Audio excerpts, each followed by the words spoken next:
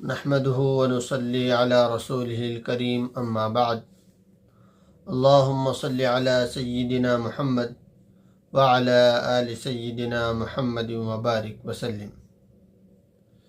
محترم سامعین، آج کا درس شروع کرنے سے پہلے آپ سے ایک گزارش ہے کہ ہمارے اس چینل پر اب 175 سبسکرائبر ہو گئے ہیں، ابھی جلد ہی 200 کو پہنچنے والے ہیں۔ آپ سے گزارش ہے کہ اگر آپ کو ہمارا کام پسند آ رہا ہے اور آپ دینی معلومات اسی طرح حاصل کرنا چاہتے ہیں تو اس چینل کو سبسکرائب کر کے رکھ لیجیے۔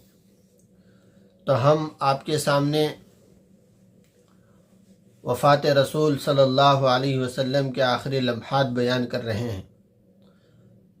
کل کے سبق میں یہ بات آئی تھی کہ اللہ کے نبی صلی اللہ علیہ وسلم کو کچھ افاقہ ہوا تو آپ نے غسل فرما کر حضرت علی رضی اللہ عنہ اور حضرت عباس رضی اللہ عنہ ان دونوں کے سہارے سے مسجد تشریف لائے اور آپ نے ظہر کی نماز ادا کی۔ ظہر کی نماز کے بعد آپ نے خطبہ دیا۔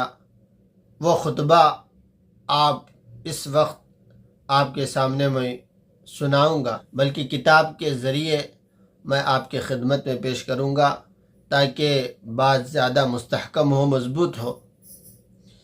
آپ نماز سے فارغ ہو کر منبر پر تشریف لائے۔ آپ نے فرمایا، اے لوگو، اللہ نے اپنے ایک بندے کو اختیار دیا ہے، خواہ دنیا کی نعمتوں کو اختیار کرے یا خدا کے پاس نعمتوں کو یعنی آخرت کو اختیار کرے، لیکن اس بندے نے خدا کے پاس کی نعمتوں کو اختیار کیا ہے۔ حضرت ابوبکر رضی اللہ تعالیٰ عنہ زیادہ علم والے تھے، تو حضرت ابوبکر رضی اللہ تعالیٰ عنہ سمجھ گئے کہ اس بندے سے مراد آپ ہی کی ذات بابرکت ہے، تو آپ رضی اللہ عنہ رو پڑے اور کہنے لگے، یا رسول اللہ، میرے ماں باپ آپ پر فدا ہوں۔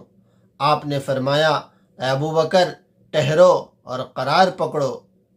پھر مسجد کی طرف لوگوں کے جتنے دروازے کھلے ہوئے تھے ان کی طرف اشارہ کر کے فرمایا، یہ سب دروازے بند کر دیے جائیں، صرف ایک ابوبکر کا دروازہ کھلا رہنے دیا جائے۔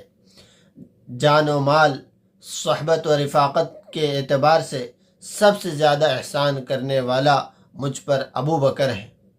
ابوبکر سے بڑھ کر میرا کوئی محسن نہیں ہے، ابوبکر سے بڑھ کر کوئی میرا محسن نہیں ہے۔ جس نے میرے ساتھ کوئی احسان کیا میں نے اس کی مکافات کر دی، یعنی میں نے اس کا بدلہ چکا دیا، سوائے ابوبکر کے اس کے احسانات کا بدلہ اور صلہ اللہ ہی اس کو قیامت کے دن دے گا۔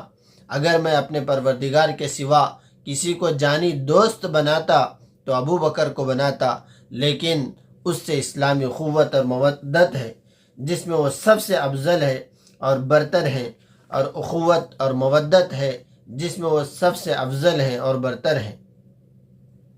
الغرض آپ نے اس خطبے میں صدیق اکبر رضی اللہ تعالیٰ عنہ کے وہ فضائل و کمالات بیان کیے جس میں کوئی دوسرا ان کا شریک و سہیم نہ تھا، تاکہ لوگوں کے سامنے ان کی فضیلت اور برتری عیاں ہو جائے اور آپ کے بعد ان کی خلافت میں کوئی اختلاف نہ کر سکے، اور اسی کی تاکید کے لیے افضل العبادات یعنی نماز کی امامت ان کے سپرد کی۔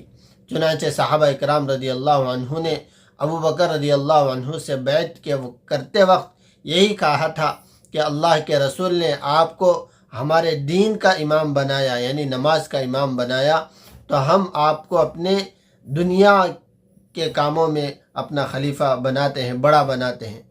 پھر اسی خطبے میں آپ نے یہ بھی فرمایا کہ جیش اسامہ یعنی اسامہ رضی اللہ عنہ کے لشکر کو جلدی روانہ کر دیا جائے، اور فرمایا، مجھے معلوم ہے کہ بعض لوگ اسامہ کی امارت پر اعتراض ہے، بعض لوگوں کو اسامہ کی امارت پر اعتراض کرتے ہیں، لیکن اسامہ کی عمارت اور سرداری پر معترض ہیں کہ بوڑھوں کے ہوتے ہوئے نوجوان کو یہ منصب کیوں عطا کیا گیا۔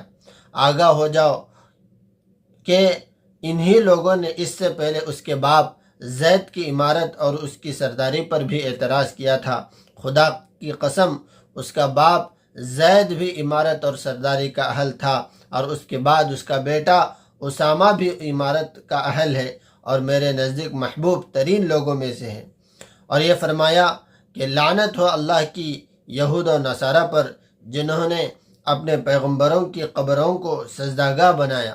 مقصود آپ کا اپنی امت کو آگاہ اور خبردار کرنا تھا کہ تم یہود و نصارہ کی طرح میری قبر کو سجدہ نہ بناؤ۔ اور فرمایا، اے لوگو، مجھے یہ خبر پہنچی ہے کہ تم اپنے نبی کی موت سے خوف زدہ ہو گئے ہو۔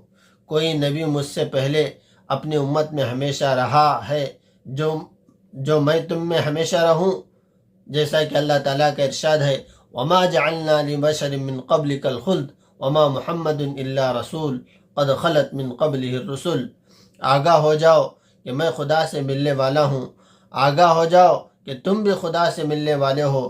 میں تمام مسلمانوں کو وصیت کرتا ہوں کہ مہاجرین اولین کے ساتھ خیر اور بھلائی کا معاملہ کریں، اور مہاجرین اولین یعنی جو پہلے ہجرت کرنے والے ہیں، جو صحابہ ہیں، ان کو وصیت کرتا ہوں کہ وہ تقوی اور عمل صالح پر قائم رہیں، کیونکہ حق تعالیٰ کا ارشاد ہے، والعصر ان الانسان لفی خسر الا الذین آمنوا وعملوا الصالحات وتواصوا بالحق وتواصوا بالصبر۔